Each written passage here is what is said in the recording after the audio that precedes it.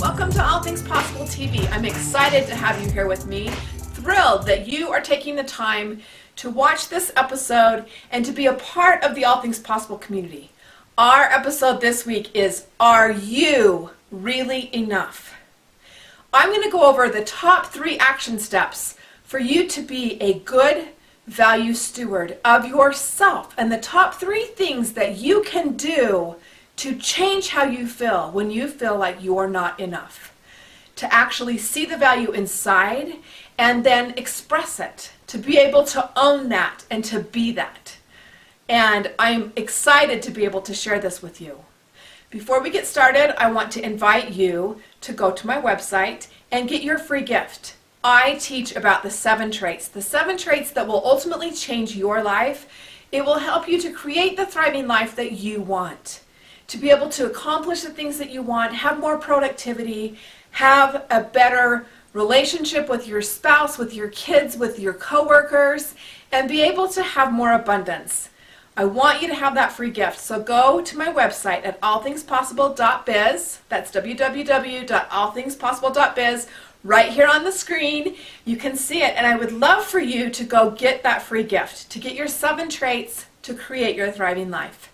When you get those 7 gifts, they come in an email. It's a video series, and it really can move you forward quickly because it allows you to see what you're doing, how you're doing it, how you could do it better, or how we can look beyond ourselves and actually put our focus on others, which will move you forward as well. So go get the 7 traits. Back to our episode for today. Do you value you? Are you really enough?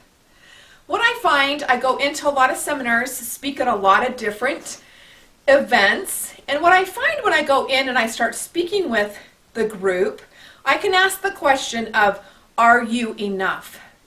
Even when I'm in an expo and I have them fill out a little form, 90 to 98% will put, do I ever feel like I'm not enough? Yes. 98%.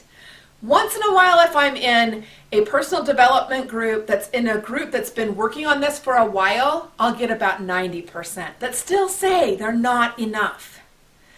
That is why I felt so strongly about doing this episode and really giving you some tips and those top 3 action steps that you can do right now to be a good value steward. Now, when we're a steward, we're in charge and it's our responsibility, right? When we take on that stewardship of making sure that it happens and that we do a good job of it, well, that's what we agreed to. If you're not a good steward for you, who is? It has to start within. It has to start deep down in your heart, inside of you, to be able to have that value expressed, and so that you feel it and you feel the confidence of it. Now, there's a lot of things that happen in our day, even our own children, and all these things can come at us that tend to knock little, divots in our value until we feel like we are not enough. And we need to be able to come up with a way to combat that. So these top 3 tips that I'm going to share with you today are going to help you with that. The first one is to believe in yourself. Now, I know that's easy to say, right? Oh, I believe in myself. I can do this. I'm okay, right? It does sound like it's too easy, but how much of the time are you spending in doubting yourself? Do you doubt your abilities? Do you doubt what you are capable of and what you aren't capable of? Do you say, I can't do that? Do you own that? Well, we need to believe in ourselves. You need to trust yourself. A lot of things come into play here. Integrity is a big piece. If you are not in integrity with yourself, it's hard to trust you. So if there's some things that are out of alignment, of course we've got to change those to begin with. But at the same time, believing in yourself goes much farther beyond just being in integrity with you. It goes into those little voices that we hear. Like when I was a kid, If we heard somebody heard voices in their head, or they're listening to those voices, we thought they were crazy, right? And yet all of us know it's those things that we hear and that we allow and that we think about ourselves that tear us down. They make us smaller and less valuable. They make us feel like we're not enough. What that comes from is that chatter going on and that continual negative feedback that we're getting, and we don't need to listen to that. We need to learn how to be positive about ourselves, how to accept ourselves, and also how to value where we are. And that doesn't mean that you can't always have an expectation of where you want to go. But when you believe in yourself, you say, okay, what's going on and what am I willing to do? We have to be able to say, I'm turning that chatter off. The things that we say to ourselves, our voice is the most believable voice that you will ever hear. If your subconscious is going to trust anything, it will be your own voice. So if your own voice is telling you, I'm fat, I'm ugly, I'm not enough, of course you're going to believe it. Your subconscious doesn't have a choice. It's going to believe it and it's going to make it true. So that's where we need to stop that game. I want all of you to think about one of your really good friends. Would you ever stop and say, you're not enough, you did this wrong, la la la? Would you go on and say thing after thing after thing, day after day after day, and would you remain friends? No! They wouldn't want to be friends with you, you wouldn't want to be friends with them if they were saying the same things to you that you say to yourself. So the first thing we have to do is control what we say, control what we think. And when we start to have those feelings, we need to be able to switch that into something that is valuable. Something that we can believe and that we can trust. So number one, you've got to believe in yourself and you've got to be able to trust yourself. You've got to be able to build that and look for the good so that you have some backing to say, hey, I am a good person and I am doing the best I can. Now, is there room for improvement? Absolutely. There's room for improvement with everyone. But that also should give you more value. Because if everybody could be on this continuing to improve on a continual basis, then we're all striving to be better. So we can be valuable in the process. So that's step number one. Believe in yourself. Be your own cheerleader. Now that's not bragging and boasting and doing that, although we do need to do some of that as well. We'll get into that more. But believe in you. If you don't believe in you, who will? Bottom line, you have to believe in you for your value to be there. Because no one values you more than you value yourself. So if you want to be valuable, and you want to be valuable out in society, you want to be a valuable parent, you've got to value you.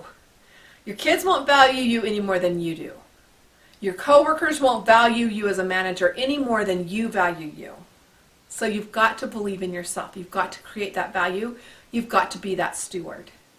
The second item, number two, is to accept yourself. How many times do we go through life and we're just like, this is wrong, and this is wrong, and this is wrong. You know, this is wrong, this is out of alignment, I'm too heavy, I'm too this, I'm too that. You know, my hair's the wrong color. At what point do you accept yourself for who you are? Where you are? And what you have been through and what you're about. You know, it wasn't until a few years ago that I started to value what we had been through. All along, we'd gone through these really difficult challenges and these really hard things as a family, and I'd been really good at managing through it and getting past the really difficult parts and being strong and still an asset in the community, being self-employed. I had all these different things I was doing, and people started to say, well, what do you do? How do you do it? And it wasn't until I finally stopped and said, I do pretty good at this. I have been doing this and this and this, and these are the ways I learned this, and I started to value and accept myself, accept where I was right then. Now, again, Is there room for improvement? Absolutely.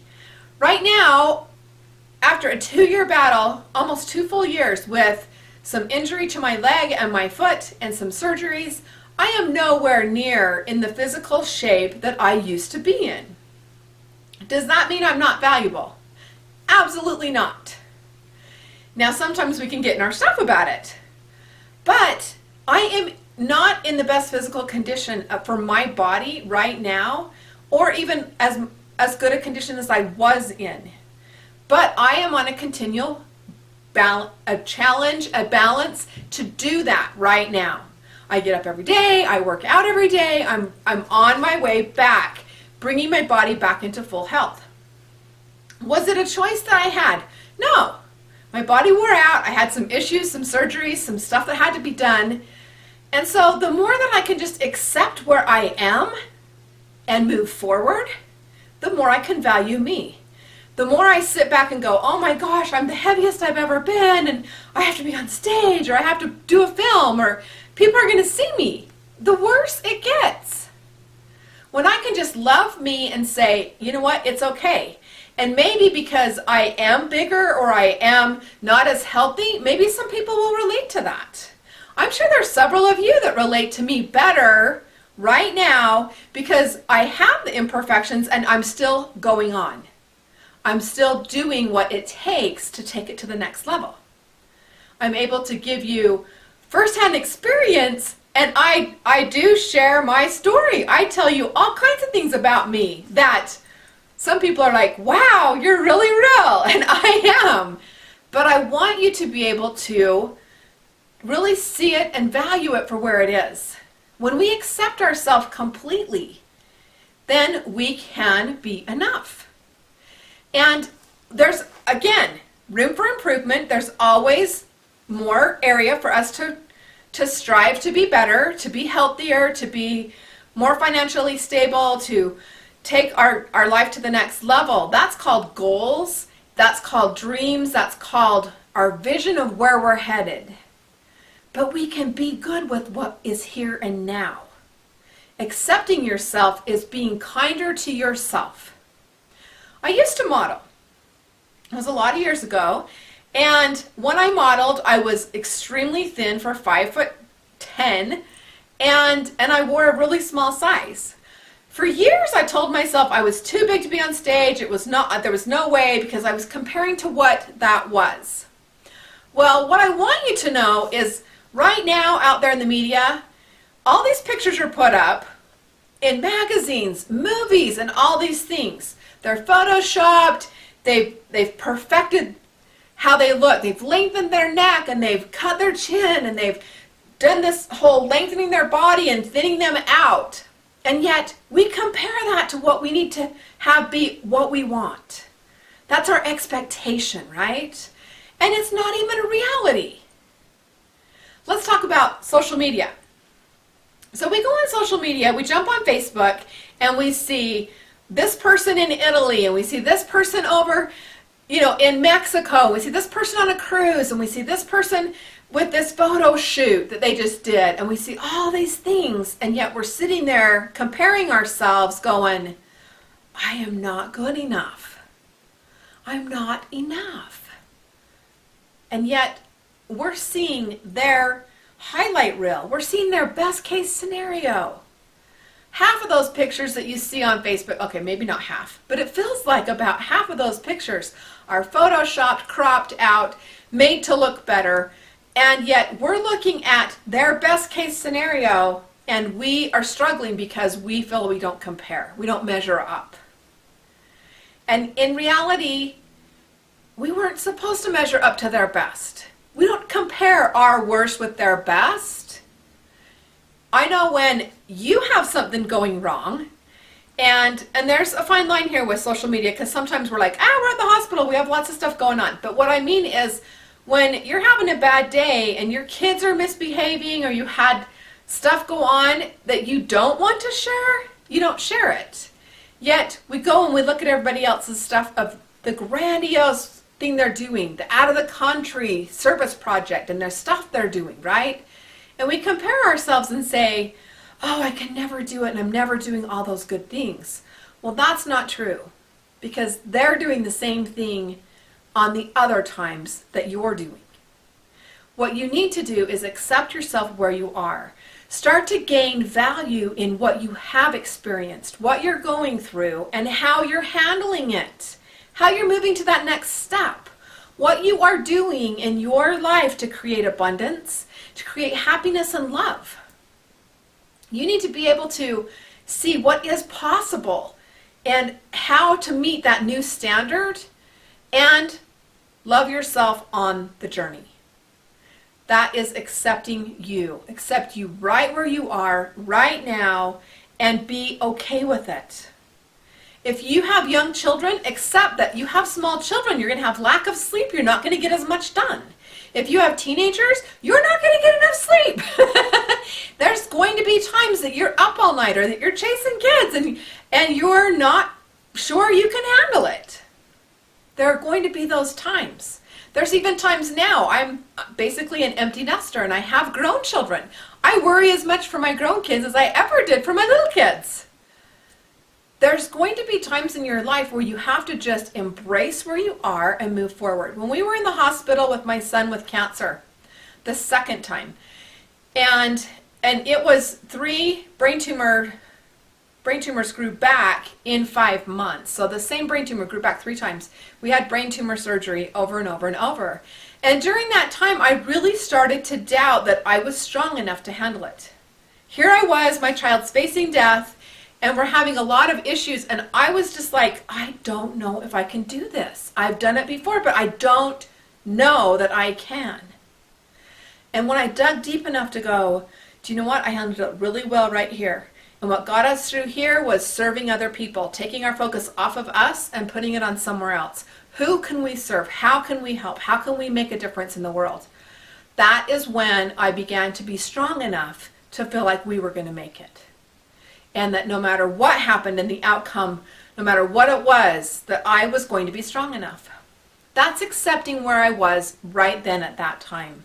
Did I want to accept losing a child? No. Did I lose a child? No. But the more we start letting our mind run away with us, the less value we have. So we need to stop that. What's in our control? What can you change? What can't you change? Accept where you are. If you're in an apartment and you want a house, accept that you're in the apartment. Love it for what it is. And soon enough, you'll find a way to get into a house. Same thing, if you are wanting to find someone that you can love. Accept where you are. Value you. Once you value you more and you feel that you are enough, you will attract other people. The more that you don't believe in yourself and that you don't feel like you're enough, the less people are attracted to you. So this is very important. So number 1, believe in yourself. Number 2, accept yourself. Right here, right now, just like it is. Accept it, love it, and embrace who you are, what you're learning, and what your abilities are. Learn your talents and your abilities. Be able to be willing to share what you do have, rather than put on this armor and hide. A lot of times when we feel like we're not enough, we tend to put this armor on, put this wall up, and hide from other people, feeling like they're not going to notice. Well, the first thing that you can sense is someone who doesn't feel good enough about themselves, or who's putting on a big front and is over-exaggerating and telling you all these stories that they really can't accomplish, right? So the real basis of this is to start where you are. Be okay with that. It's not a competition with anyone else. When you stop competing with everyone else and you start loving you for who you are, only compete with you. Compete with you, and when you love where you're at, you can take it to the next level. It's awesome to be able to get out of the box and to move on, but not until you're ready.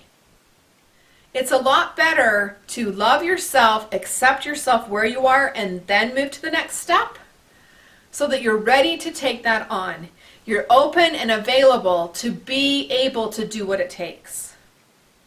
The third top action step for you is to give yourself permission. Do you know, for a long time I waited and went to all these outside sources to be like, okay, so is my speech good enough? Or is this good enough? Or did my website measure up? And what do you think? I'm always wanting someone else's approval. And yet, I just need to give myself permission. Give yourself permission to be who you want to be all that you can be out there, to make a difference. If it's art that you love, have it be art. If it's health and nutrition, let it be health and nutrition. If you want to teach school, teach school. Be the best you that you can be. And give yourself permission to go to the next level.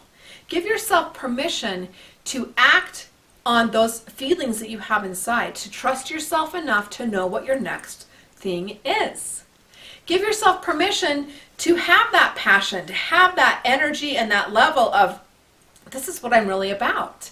If that means going out of the country and helping little kids, if that means doing, helping wild animals, like whatever that is for you, give yourself permission and stop waiting for the approval of others. You don't have to have anyone else's approval to take the next step in your life. You just need permission from you. When we give ourselves permission to act in any area, of course our subconscious believes it, it allows it, and it says, okay, here's what we're going to do. When I was a real estate investor, did I have to ask anyone else if I could do it? Well, maybe my husband, but no, I just said, this is what I am. We're going to buy real estate. And we were very successful with that. And when the market started to turn, did I have to ask everybody else's permission on whether I should dump it, let it go? No. I had the education, I went with it, I looked it up, I studied it, did research. Now, if you don't have the education, you need to research and ask a few people in research data, then yes, that's something that you need to do.